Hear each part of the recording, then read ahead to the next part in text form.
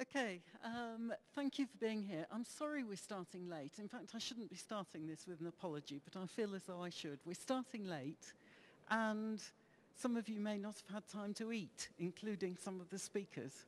But thank you for being here. We've heard a lot over the last couple of days about progress that has been made in measuring well-being. And here we've got 4 speakers who are going to share their experiences in their countries of measuring well-being. We've got a diverse range of countries, I'm pleased to say.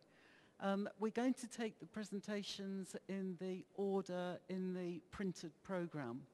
So let me just tell you who we've got and the order in which they'll be speaking.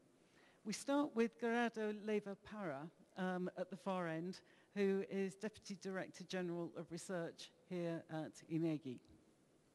We will then go on to Esen Tanrikulu, who's the Head of Economic and Social Indicator Department in the Turkish Statistical Institute. Then we go to Jose Rosero, Executive Director of the National Institute of Statistics and Census in Ecuador. And we finish, but as she said, last but not least, with Geni Rudzik, who is Director General of the Statistical Office of the Republic of Slovenia. They've each been told that they have up to 15 minutes for their presentations, so they will be giving presentations. I've asked them to try and make sure that they do it within time if they possibly can, given that we're starting late. And we hope that there will be time for some questions at the end, so please keep a note of your questions. Gerardo.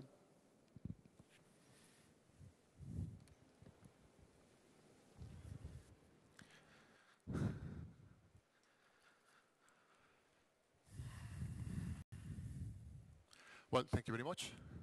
Jill, if you allow me, I will speak in Spanish. Okay. I'm going to present to you what we have been doing in INEGI for a couple of years to know more about well-being, subjective well-being of the Mexicans. And I think I lost my little machine thing here. Okay, can we go to the next slide, please? We measure well-being in Mexico 2 ways. One, which is the measurement of well-being, which is called big data. We have begun to use Twitter to work with this, and the traditional ways. The circle is bigger here because the most part of the work comes out of these traditional ways, which are surveys. By Twitter, what we are doing is that we have collected all of the tweets that have been referenced and have been generated in Mexico during the last year and a half, more than 160 million tweets. We have taken the cluster of them, we have given them to certain people and students of Tech Milenio, and they have allowed us to use these human reactions to identify what's positive and what's negative and what's neutral. And then we have used some algorithms specially designed in collaboration with some institutions of higher education in Mexico so the computer will begin to use that human criteria, incorporate it, and allow us to identify the value, the emotional value of each tweet, if it's positive or negative. And then we can do a balance between positive tweets and negative tweets, see how that moves in time, and also see the differences in the different states of the country. Of course, we can also do it in the city level or in the metropolitan area, as long as we have enough density of tweets. So this is a first road by which we are working, and the results that I'm putting here, they will be published today through internet in INEGI. By the surveys, we have been doing many things. In 2012, we made our first survey as a module of the survey of the spends at home, which allow us to have a lot of valuable elements to compare what we are having, to put it in specific circumstances. In the survey of reliability of the consumer, we from the 3rd trimester of 2013, and the idea here is a smaller survey and to see what happens through time with the indicators some of what I'm going to be talking about later on in this same presentation is the result of the 2014 survey, which is the biggest one we've made, where we have the possibility of doing two things that are especially interesting. One is to see the subjective well-being in Mexico, and the other one to contrast the well-being against poverty, multidimensional poverty, because where we put this survey is the one that we use to measure the poverty in Mexico. After that, who went to the INEGI stand saw that there is a system for those who go into internet will know their own subjective well-being and compare these results against the ones we have in the service and the ones that are generating by other people in the internet. Also, we have a cluster of questions about this subjective well-being on the use of time at home. With this, what I want to say is that we have been making an effort to generate a large database on the well-being. However, we still consider this as being in the experimental phase. We know it is something that we have to make better and to control the elements, the necessary elements to have the information the best way possible on this topic. They are modules that we have put on surveys that they were going to be made anyway, so the cost that we had to capture this information is very low, practically none. We are incorporating in the making of these surveys the lineage of OCDE to measure this subjective well-being. And in all the cases, it is about the adult population. And now I'm going to talk to you about the results of the most recent survey that is, we will be seeing this on Tuesday next week, but you will be able to see something about it here.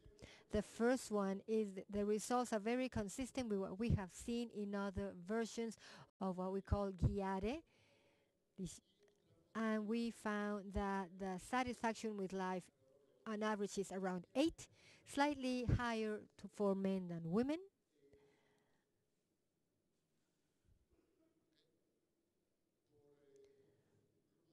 For age group, as people get older, also on average, the satisfaction with life decreases. In all the cases, for all the age groups, it is still higher for men than women, even though the difference is small. In Mexico, as the rest of the Latin American countries, we tend to answer very high about our satisfaction on life. However, we have to recognize when we consider the expanded version of this last survey that there is around 13 million people that answer between very satisfied and unsatisfied, something that has to be taken into consideration.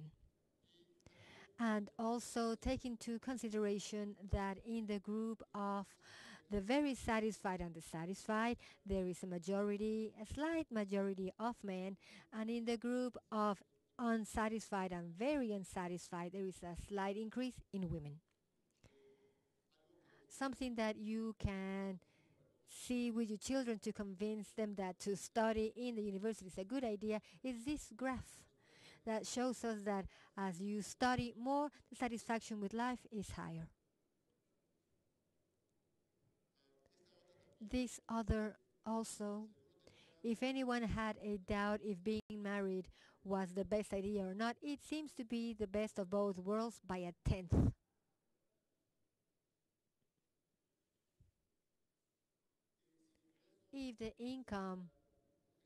If happiness is related to the income, we see that yes.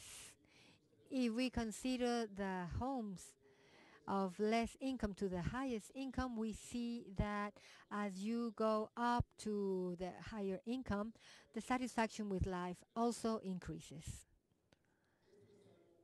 This is something that we didn't have in Mexico before.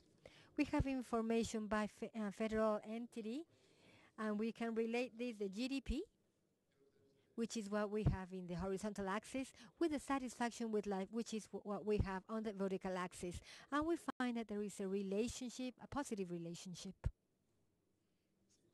If we consider dominions of satisfaction with life, we see that family life and effective life are graded higher, but city, country, and especially security is only scored lower.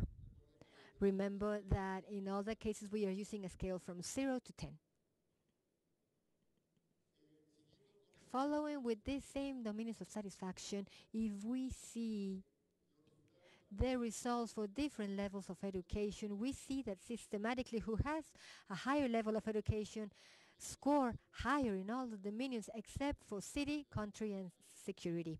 Those who have more studies punish more their grade. Another way of seeing the results for dominions is comparing by federal entity, and we find that, for example, that when we speak about family life, the average of all the states of the country more or less seem alike. The highest is Zacatecas, the lowest is Jalisco, but all of them are more or less the same. But look at this, in security or safety, the differences is notable. The highest is Yucatan and the lowest is Morelos. Here we have the average of satisfaction on life by entities. The highest is DF, Mexico City, and the lowest is Oaxaca. If we see family life, like I said before, the results for all of these are very, very high and very similar for all of the states of the country.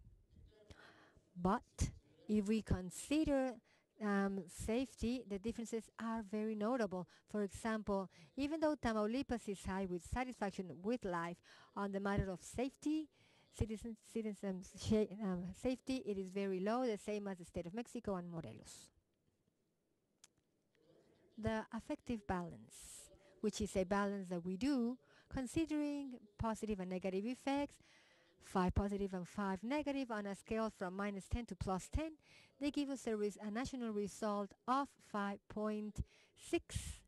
And we can also see partial balances, focus against boring, happy, sad, and like that.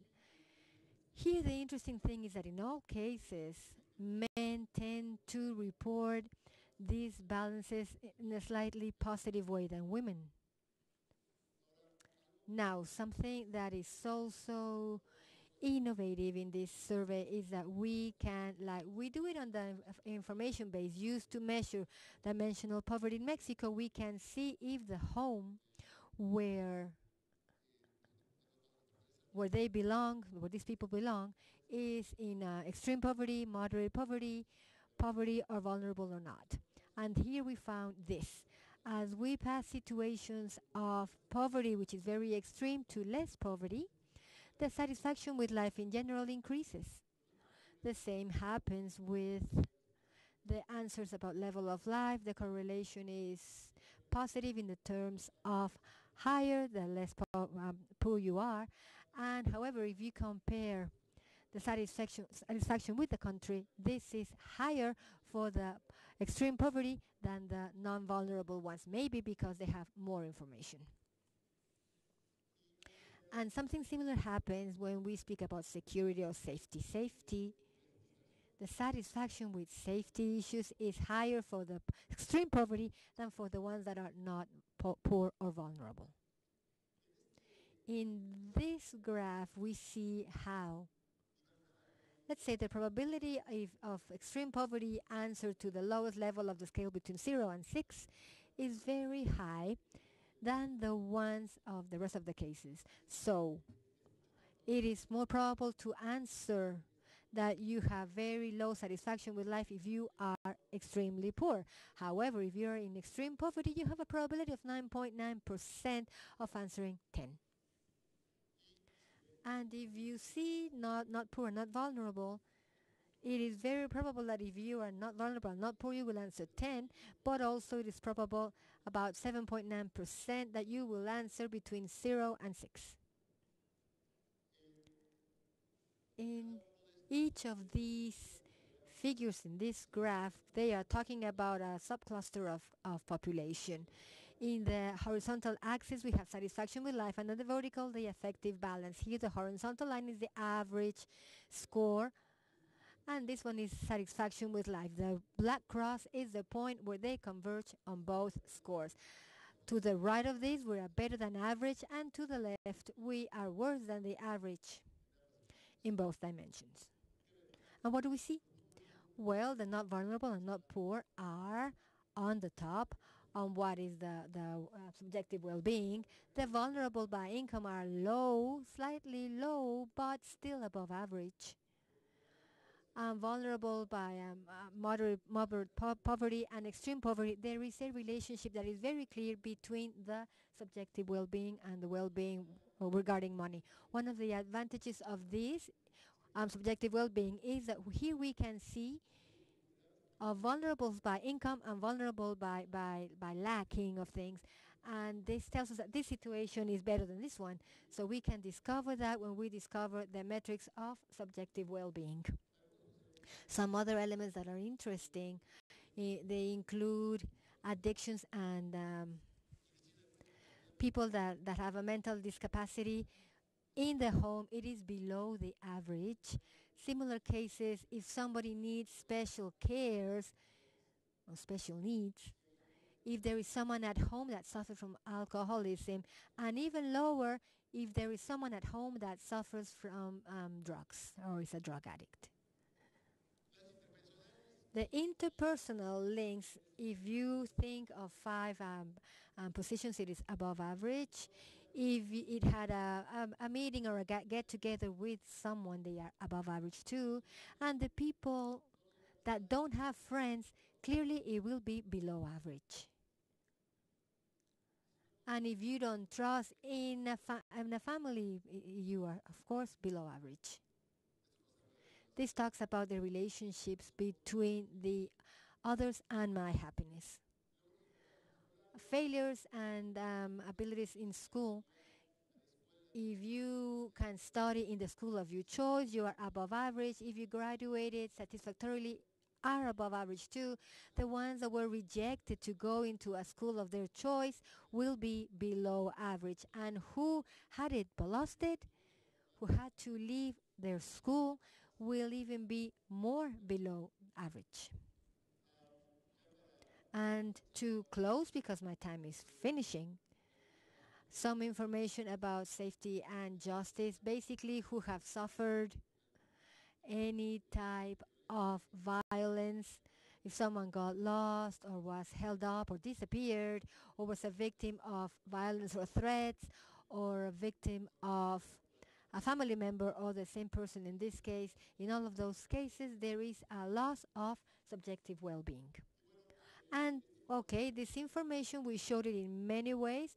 One is the well-being, the dynamic visor of well-being, which went to the INEGI, and we're able to play with this. That allowed us to make interesting points. And we are also about to publish a dynamic visor that will allow us to combine a diversity of variables in the subjective well-being and to put the ponderations that the user thinks is better to generate the well-being in the states of Mexico. And all of this information is in the page of INEGI, and you have frames, you have tabulations, you have the database that you can access to and bring down to make analysis.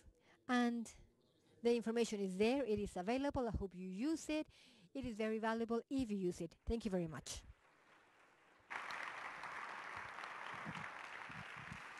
Thank you very much, Gerard. Questions that I could ask, but let's hold them. But as innovative as we've come to expect from INEGI. Let's move on to Turkey and hear about what's happened in Turkey. Esin. Thank you.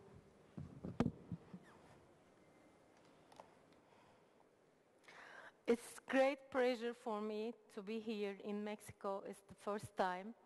I would like to thank you, OECD,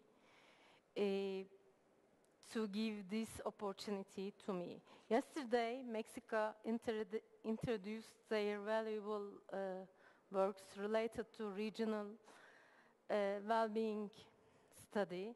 It's impressive studies, and in Turkey, we are also working on Regional Wellbeing Index. Our aim with this Regional Wellbeing Index to compare and monitor the quality of life and living condition of the people on the province level, and combining both objective and subjective measures through the different dimensions of life. In Turkey, we have 81 provinces. It means we need very geographical detailed data. It is not easy to have all these data easily. Our motivation, yesterday, the chief of the INEGI, chief statistician of the INEGI said that their motivation is also coming from the how is life. So do I.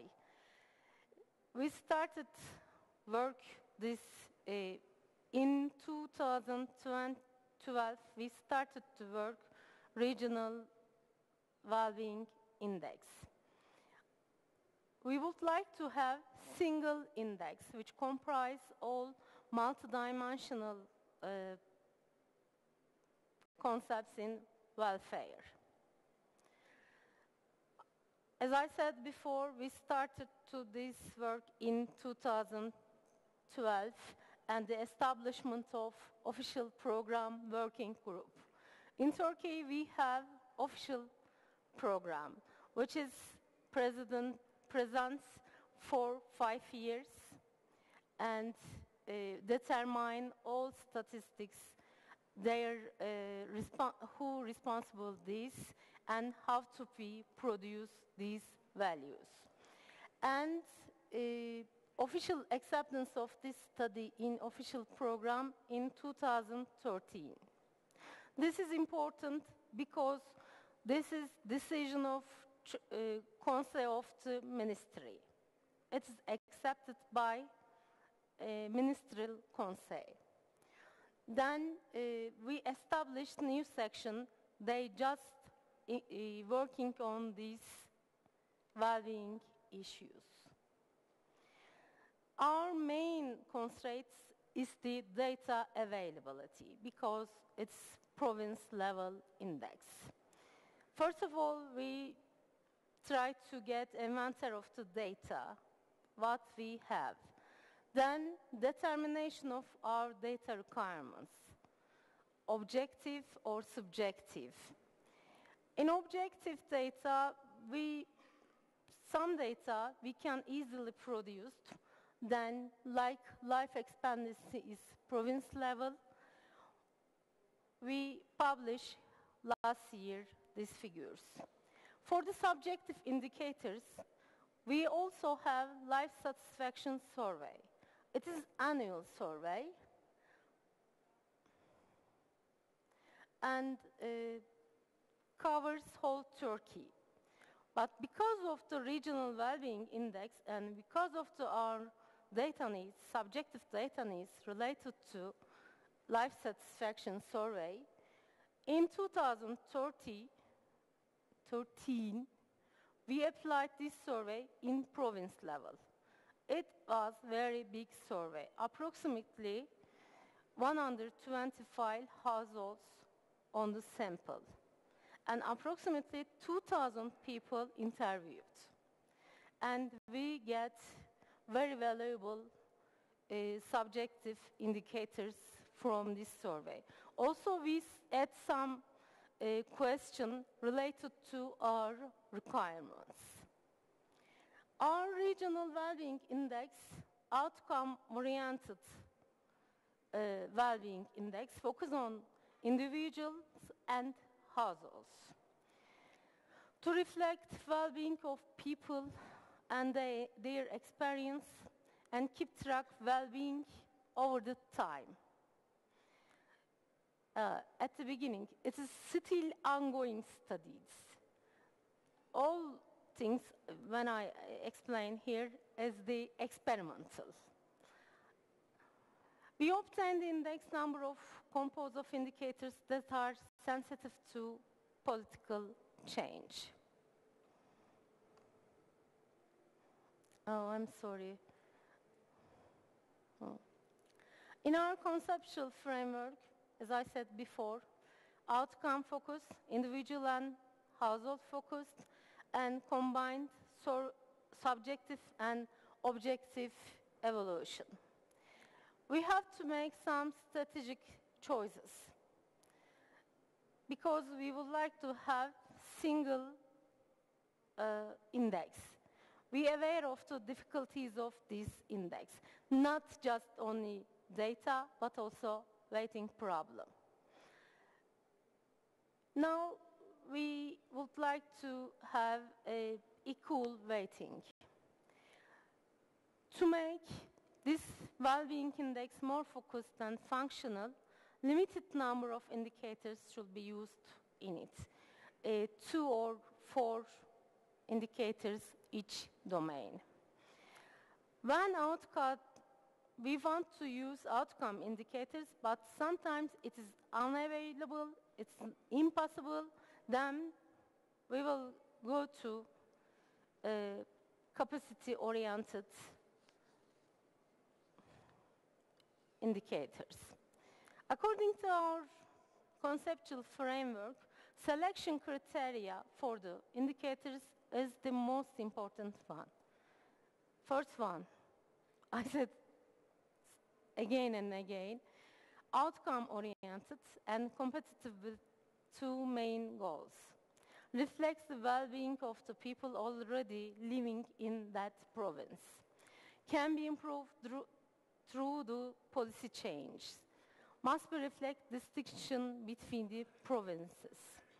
Must be decided on open and transparent discussion process. Effects of the indicators on the goals must have clear direction. According to the data quality, it should be provided. Data must be reliable and up-to-date. Must be comprehensible, robust, and accurate. Data has long time series, enough to continuity, and to make a comparison. Systematically updated, and data sources must be clear and transparent.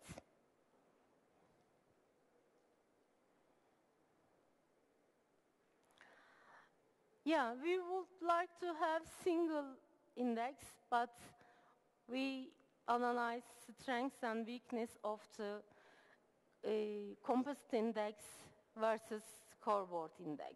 We are still working on these issues and normalization process and the weighting. These are our main issues. And we have 11 domains. Yesterday, Mexico published their domains, almost the same domains. But we have some differences, of course. Access to services, same. Environment, health, income and wealth, safety, work-life. This is work-life balance deal, working life.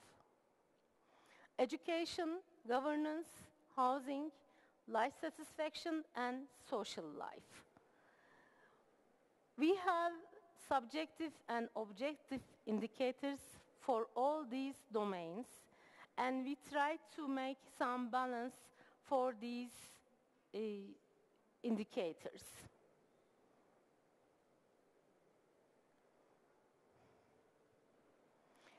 So far,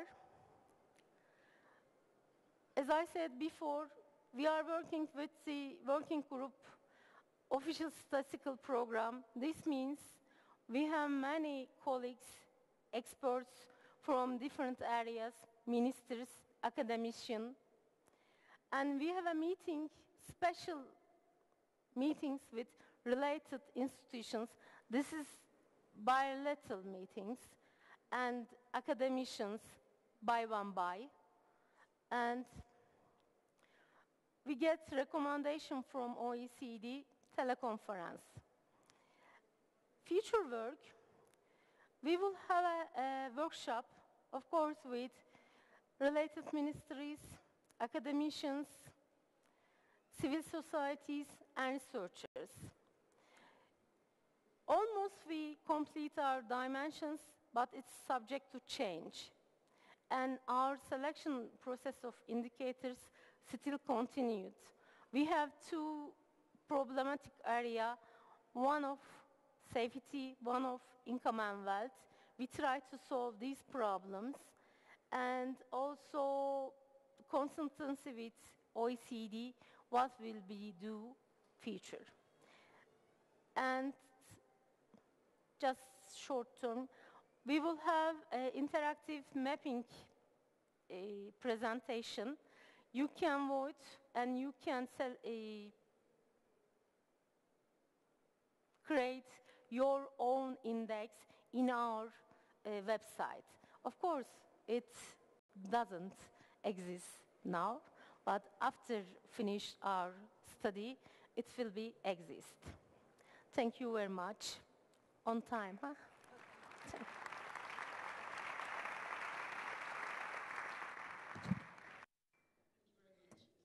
That was perfect timing, thank you.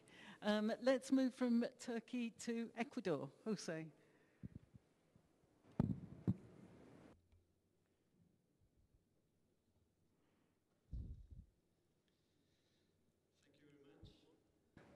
I would like to start thanking the organizers to give me this opportunity. We in Ecuador were always happy and enthusiastic to have the opportunity to tell the world about the work that we are making at the National Institute of Statistics of Ecuador in our challenge of trying to measure our paradigm of development, which is buen vivir or good living. So thank you for giving me the opportunity to tell my story, our story. Okay, let's start with some contextual remarks. We know that for a long time there have been concerns about the adequacy of current measures of development and well-being. We all know the famous Stiglitz and Fitoussi reports, which debate the economicist and reductionist vision of development as it is measured by the growth of GDP. This report debates this notion in at least three grounds. The first one, the distributive aspects of growth that has been neglected previously.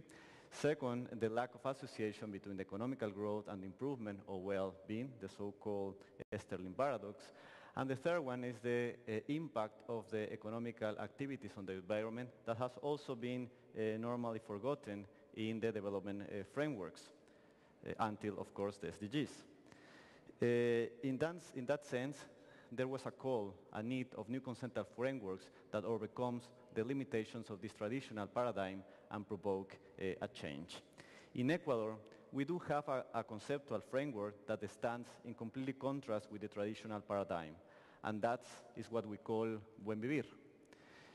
It's also called summa causae in the Quechua language, and in English is the concept of good living. That is not new. It has been there for a while. It comes actually from the ancestral knowledge of our Andean communities, of our indigenous people. What it is new is that has been introduced in our constitution in the year 2008. You know that constitutions are the social agreements that we, the citizens of a nation, do.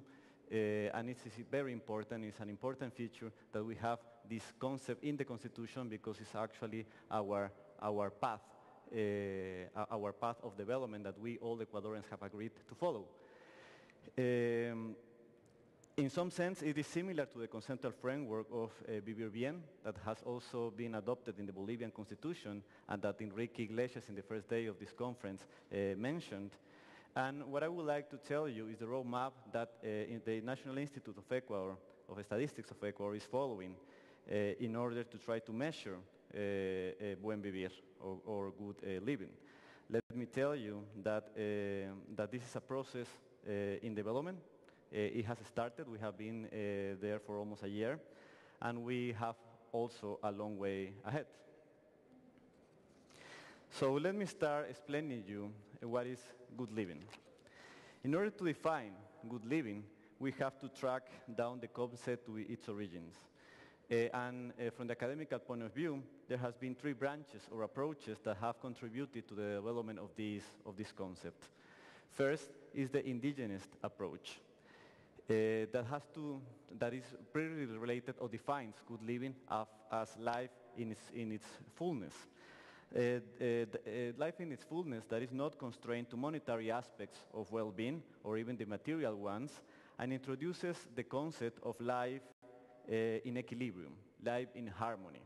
That is harmony not only with yourself, but also between people, inside of the communities, and also the harmony and the equilibrium that must exist between persons, between people, and the environment that's around us. In that sense, it's completely opposite to the concept of luxury, or to the concept of opulence, waste, and consumerism. The second branch is the ecologist branch that basically gives us an approach that goes beyond the traditional way of defining development, that is basically based in an anthropocentrism kind of concept. And basically it says that we have to go beyond to a concept that is actually the concept of biocentrism, that basically has this notion that everything matters independently if it is related or not with human beings. And the second brand is the socialist branch that also takes from the indigenous concept of life in its fullness, but it defines it as flourishing of liberties, opportunities, capabilities, and potentialities of the human beings in a way to reach whatever they value to be a desirable objective of life. In this approach, it is highlighted the importance of the production of relational enjoyment goods such as leisure, love, friendship, building social relationships, and even social participation. So, as I already told you, it was important for us, it was a key moment, the inclusion of the concept of buen vivir, of good living, in the Ecuadorian constitution. And as you know, a constitution basically is a document that embodies rights. And how is defined buen vivir in the Constitution is like that. It's the effective fulfillment of people and communities' rights and responsibilities. And there is a specific description of the harmonious coexistence with nature. In that sense, the Ecuadorian Constitution is one of the few in the world that actually give rights to nature. And actually claims for the respect to nature, and actually also the right that nature has for damage restoration. In our constitution, of course, there is also some specific concept that's related with the concept of good living, like the respect for diversity, people and community dignity, of course democracy and participation, and of course common well-being.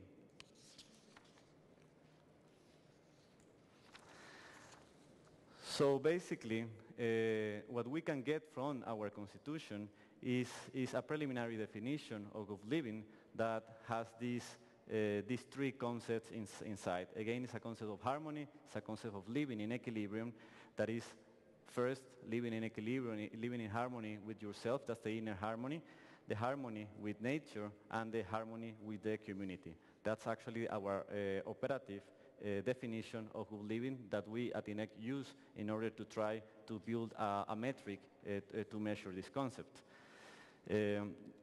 But just to finish this part, which is the principle of good living, which is the main principle of living, is actually questioning the notion of the more, the better. So this principle is one in which there is a divorce with the orthodox capitalism paradigm of more is the better. The concept of accumulation, in which a person is valued by how much he or she has. So in that sense, it creates a notion of frontiers, in which equality is a principle to follow. And the second pillar of this concept is self-sufficiency, which implies that one must produce and consume what is needed for good living, no more, no less. In that way, more is not better. Also in that sense, we recover this Andean concept of solidarity and social justice. So in order to measure buen vivir, as you can perceive, this is a concept that is multidimensional. It's multidimensional and basically what we are trying to do at the National Institute of Statistics of Ecuador is actually to try to follow this type of a scheme. Try to define dimensions, the main dimensions of good living, again through the Constitution and through this academic work that has been done around it. And of course, in each of these dimensions, trying to find the best indicator which can basically reflect the dimensions. And taking into consideration, in this concept, there is not just one unit of analysis. That actually is one of the main differences with several measurements of well-being that are around. So it's not only the person that is, or the people that is important, but we have three units of analysis: the people, the communities, and nature, which of course is a challenge. So which are the preliminary definitions that again are based in the constitutions? Methodologically, we have divided the dimensions in three sets of rights, according to the three units of analysis that we have in this concept of good living. The first one is, of course, human rights, in which we can read inside of this in the Constitution that the right to water is mentioned, food, nutrition, health, the right to adequate habitat, housing, the right to information, culture, communication, the right to education, science, and the respect to ancestral knowledge, right to work, social security, and of course the right to recreation, entertainment, public space, sports, and leisure. A second set of dimensions have to do with the community rights, and in our Constitution we can basically find some of them. For example, the right to possession and property of ancestral and community land, the right not to be displaced, the right for their own forms of coexistence and social organization, right of identity and non-discrimination, right to bilingual intercultural education, for example. The third preliminary rights are the right that belongs to nature. And again, our Constitution is pioneer and one of the few of the worlds in the world that already give rights to nature. Nature rights to what? To the integral respect, maintenance, and regeneration of its vital cycles. And the second one is a right to damage restoration. So, as I was telling you, this is an ongoing work. Several things has been already developed at INEC in order to try to approximate some indicators in each one of these dimensions. For example, satellite accounts of unpaid work in households. We have also have gathered some information in the household surveys about mental health, depression, self-sufficiency, self-esteem. But I would just want to mention very quick a metric that we are starting to use in Ecuador, that is basically the metric of time well lived. And this metric is based in the concept that good living can be assessed indirectly from time and its distribution. Because time is a good proxy of good living, as it's a measure that summarizes the way in which people live. So the goal of human life in this sense is to maximize the time which is spent in the generation and enjoyment of what we call relational goods. That means friendship, love, for example, and social participation. So very quick, so we have created an index of well-lived, healthy life that is basically a summarize of a factor that is time well spent, dedicated to produce these relational goods, multiplied by life expectancy and discounted by the proportion of time that is not well lived. There is a variation of this index, that is the index of well-lived healthy life adjusted by schooling and inequality. And why by schooling and inequality? Because education is a proxy for ability to philosophize, theorize, reflect, and the Gini is also a proxy of the lack of cohesion and social harmony. I will just want to end with the challenges that we have for the construction of this new metric, or this set of metrics that has to do with good living. The first one is that good living is a concept that is in itself in construction. and so are the new metrics of good living. So this is a dynamic and changing process in which we are exactly right now. And why is that? Because there are different notions of good living in the general population, and also, as you have seen in my presentation, also in the academia. So one of the main challenges is try to bring all this information, all of this notion, all of this academic work that have been done in order to have an operational concept that can be measured, that can be followed, and that is accepted by the general population. Third one is that good living has many dimensions. By default, by definition, is a multi-dimensional concept. And of course, we have to deal with the problem that, I mean, if we are going to summarize all of this in just one metric, just one composite indicator, or if we are going to just create a set of indicators that approach good living as such. The third challenge is the plurality of the unit of analysis that I have been talking about. This is not a common metric that has to do with just one unit of analysis. It has three: people, community, and nature. There are different types of indicators, of course, because they are in the concept of well-being. We have objective indicators, but we have also subjective indicators to measure, including the spiritual dimension that is pretty important for indigenous people. Of course, there's also a big challenge of creating new metrics that have to do and are completely related with this concept, like the concept of social justice, equity, and democracy, and also, of course, this concept of harmony with the community and nature implies new metrics that have to do, of course, with nature, and also with the relationship between nature and people, and the relationship that exists within a community. At the end, these principles of self-sufficiency and equality that are in the concept of Buen Vivir imply that also we have to think about the construction of wealth lines. We have always think in the developing world in the concept of poverty lines, but the concept of Buen Vivir is not something that has to do only with poverty lines, but also in terms of wealth lines, because behind this concept there is a paradigm of that accumulation is I mean, this type of accumulation is never good. So we need to bring these wealth lines above which accumulating wealth is questionable. So these are the challenges that we have in order to build these metrics, this metric of Buen Vivir. Again, this is an ongoing work, and I hope and expect that in a future presentation or conference I can give you an update of what have been our achievements. Thank you very much.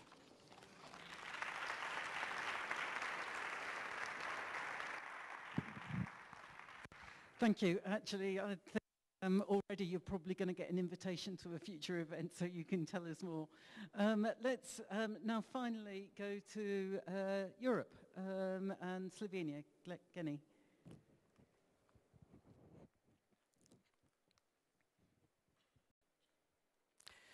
Thank you. So let me start with the history of development of well-being indicators in Slovenia before explaining the latest development concerning the preparation of national development strategy, which will involve for the first time also well-being approach. As we are at the starting point, therefore there are a lot of challenges ahead of us. So we can treat that first attempt or first direction towards the well-being indicators was done in 2009, when Statistical Office, SURS, with the experts of different ministries prepared first set of sustainable development indicators. Later, we also prepared quality of life indicators. You know, all this is in line with the movements at that time in European Union. But later in 2010 and 11, we organized 2 roundtables. Why? Because we were inspired by GDP and Beyond, and also by Stiglitz and Fitoussi report, as some of my colleagues already said, and also especially by the Better Life initiative of OECD. So we discuss at those 2 roundtables how to measure the progress and well-being, and especially the importance of measuring of well-being, that these data and indicators are used for the preparation and also the monitoring of the strategies. So the main purpose actually was to spread the idea of the importance of well-being of people and incorporate those ideas also in the preparation of the strategy at that time. However, there was not enough political support for this at that time. Anyway, we decided, I mean statistical office with 3 other institutions, to start work on well-being framework and indicators. But because of this, the well-being framework was developed only by experts. There were no involvement of public, no involvement of different social groups. There was no targets decided. It was just, let's say, professional work among those 4 institutions. But after 2 years, we succeeded to prepare a first set of well-being indicators in 2014, and this year in June we refreshed all these data and indicators. The indicators are also published on our website.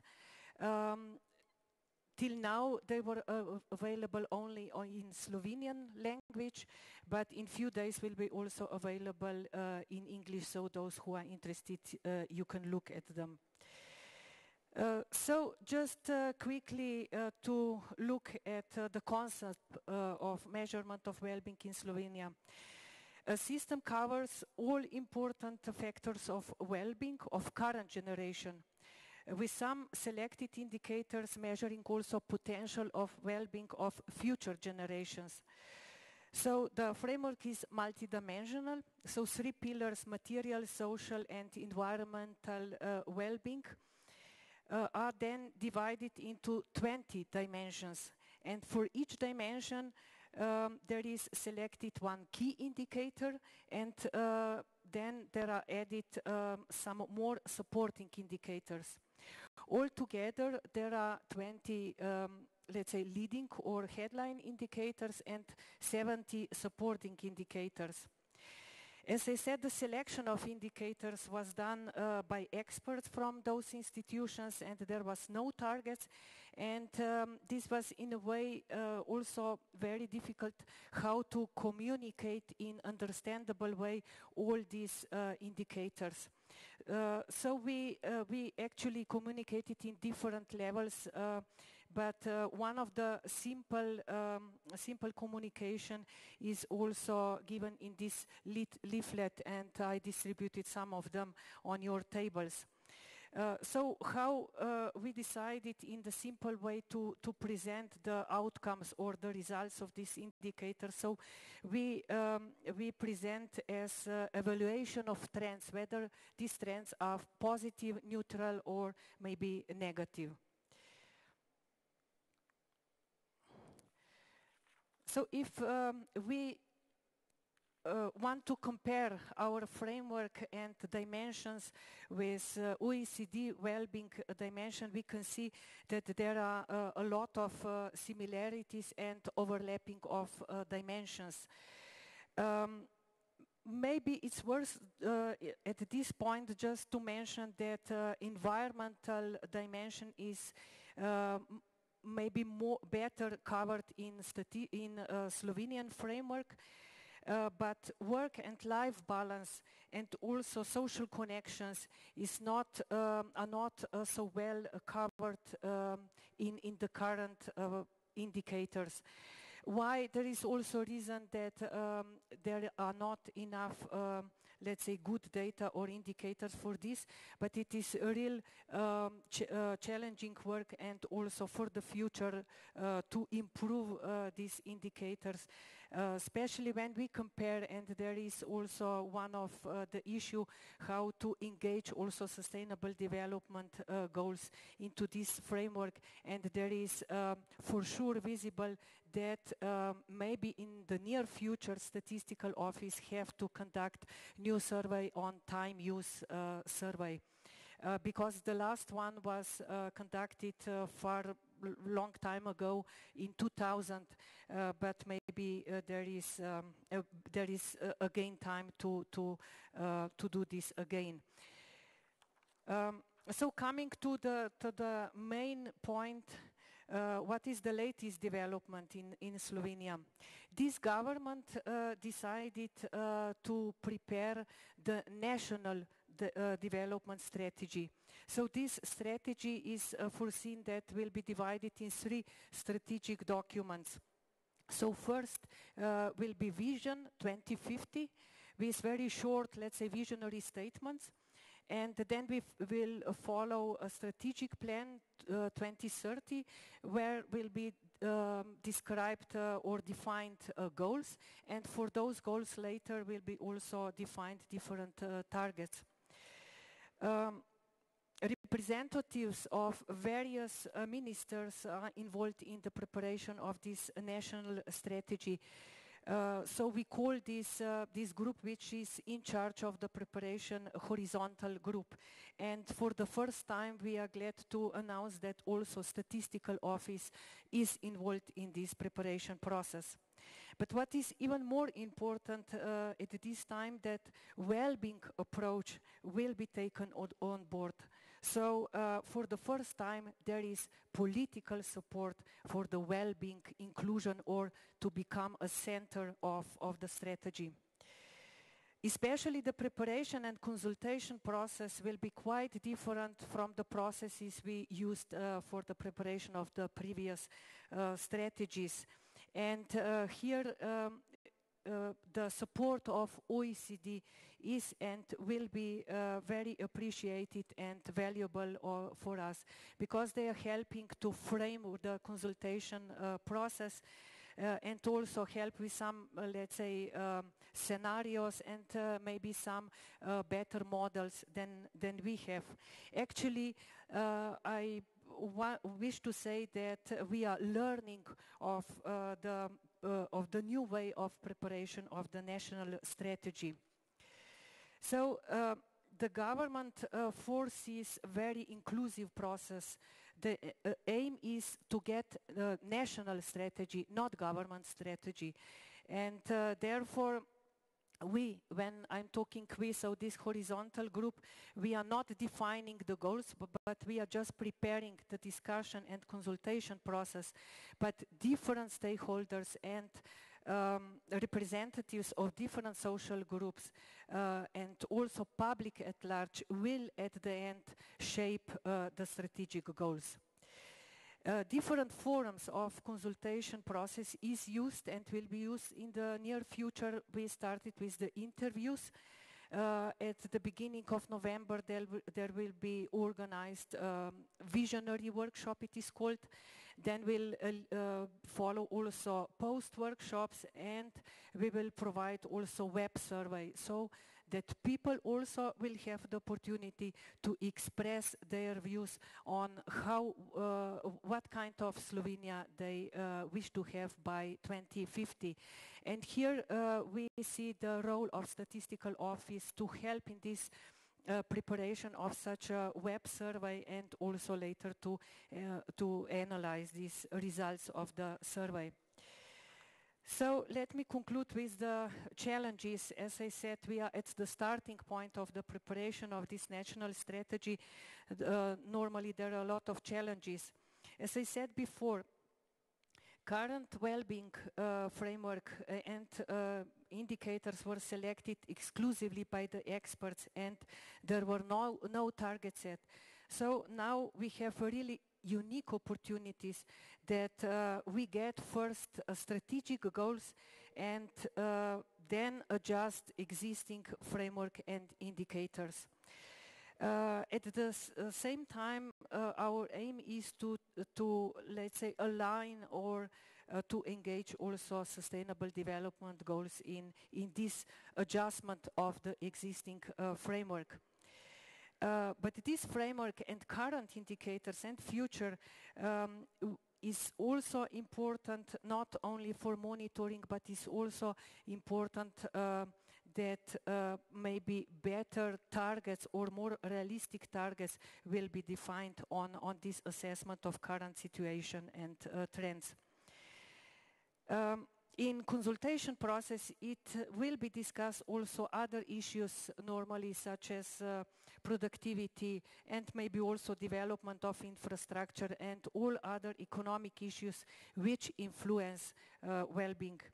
There is a challenge for us how to incorporate them or link to the existing well-being framework. So therefore we are talking maybe on of the extended well-being framework which will be used for the monitoring of strategy. That means that to these well-being indicators there will be added some policy indicators. Besides monitoring of outcomes, the government has to develop a special coordination mechanism for actions. This is very important. So what kind of options or what kind of policy need to be adopted in order to achieve the goals and targets?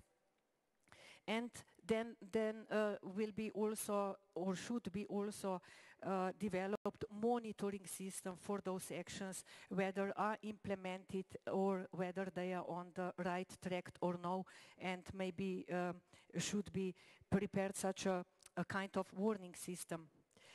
Coming to the last point about the communication, from statistical point is also very important, this communication of indicators. As I said at the beginning, there was also challenging how to communicate so many indicators that people at last will understand the point and the messages behind this. So we had experience also with the previous strategies that for the monitoring of the implementation of previous strategies, they were prepared by Institute of Macroeconomic Analysis and Development very extensive report comprising more than 200 pages, very detailed. But it was not preparation any additional, let's say, explanation in more transparent or simple way. If we want now to reach public at large, it is very important to communicate well-being indicators in very understandable way, but also in independent way. And here is again also the challenge for statistical office, maybe to take over a part of monitoring, but much better is to take this communication of indicators to be more understandable to people, because this is very important that people are well informed. And here we are thinking, so we are not satisfied with the current visualization of our indicators, and here there is really room for improvement in the near future to develop better visualization tools. So thank you for your attention.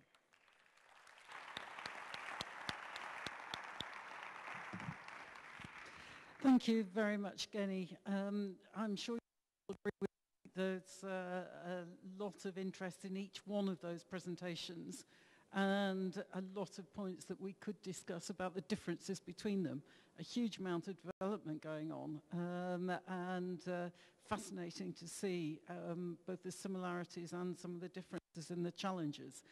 Technically, the next session is about to start, but it would be, I think, a real shame if we didn't take 2 or 3 questions and get a response from our panel. If there are I can see one at the front. Let me just see get a gauge how many there may be. Any others?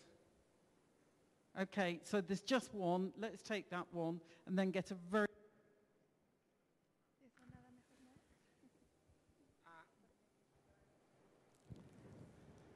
Bueno, los felicito por su presentación. Yo vengo de un medio de...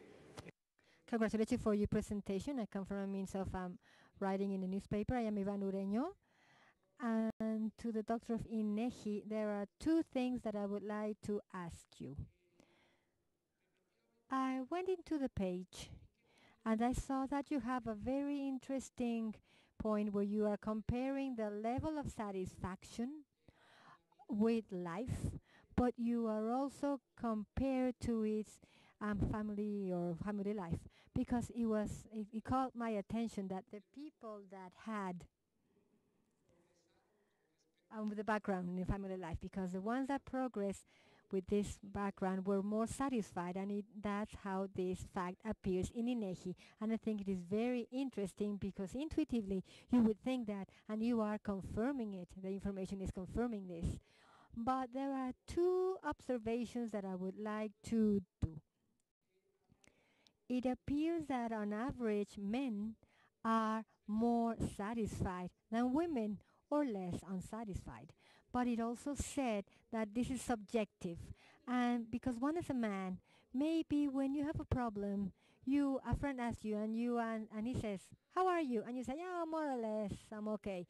But women, because they are more effective, or I want to think this in general, they say, "No, this is really bad," and everything. And on the other side, as a man, I'm going to give very particular examples, maybe in our Mexican culture and Latin American culture. If one has a rupture or a breakup with your partner, the man hides it because he thinks it's our fault. No, she went with other 10 people, but the woman, in my culture, maybe my perception, says, "No, he was unfaithful and is this and that and such, and I'm very depressed." So it is like a question of culture. So I don't know if that is reflected in one is more happy and it seems that we are more satisfied, but in reality, not necessarily. But I would make an observation. If you measure this when the Mexican football team lost, we will be more expressive, and this will show us we are very sad. I don't know if that goes to every culture, that in sports we are more expressive than women. So I would like to know if from there you are making or contemplating this, that men are less effective in general, and that's why the result ends up being, that we are more satisfied with life. But it is because we don't say it. We keep it quiet. Correct you on one thing. Football isn't only men. As a great football fan myself. Actually, let me just very quickly get a response from the panel, and let me generalize that question. How comparable are results from subjective well-being questions, even between men and women within a country? And then if you translate that to international comparability, do people answer these questions in a different way that makes comparisons invalid or at least suspicious? So very, very quickly, let's start with Gerardo. Bueno, ya. Sí, en efecto. Okay. The answers are slightly more favorable to men than women, but obviously the differences are generally very slight. I would like to refer especially to the affective balance between men and women, where it is revealed that maybe it's not only the possible idea of thinking that men think that things are better than what they really are, which is what Ivan is saying. We see, for example, I remind you that the affective balance considers a net effect of positive emotions and negative emotions of the day before the interview. So we see that the balance in general for the Mexicans is 5.56 on a scale of -10 to +10. we are about the third out of 4 imaginary steps. For the case that is focused with boredom, the Mexicans are in 6.04, 6 in that scale of -10 to +10, but men are 0.64 points higher than women, and also in the terms of happiness against sad is 0.61 higher than women. Where the differences are less is where you see boredom and stress and calm and good humor and bad.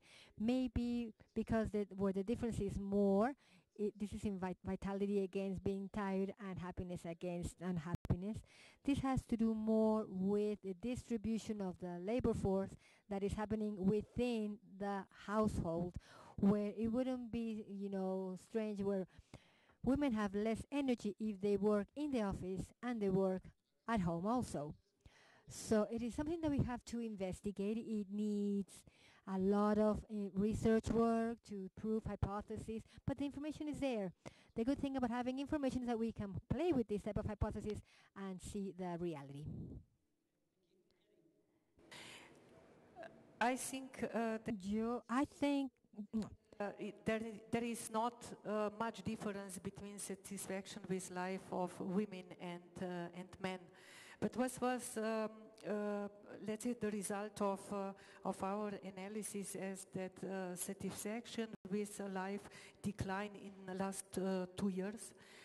It was maybe the reason was also because of this economic and financial crisis, and all people felt a little bit worse than before. So, thank you. Jose, quick comment from you. Yeah, thank you. Now I was thinking about which kind of answer I can give. What I think that is important, well, every single person is different, and of course there is a gender consideration on it. But I think that we shouldn't focus a lot in the levels, which one has the more satisfaction, level of satisfaction than the other in terms of gender.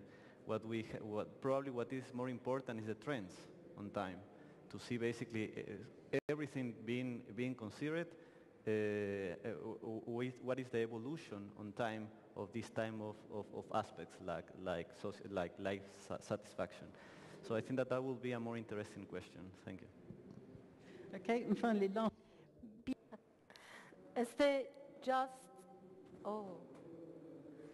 We have the same similar results from the Mexico, and it's subjective indicators, subjective feelings, and you analyze yourself. Then it could be some difficulties to analyze these things, but maybe we should focus on to work this measurement strategy. But when I heard Mexico, we are the same. Okay, thank you very much. Thank you for coming, and thanks to our panel.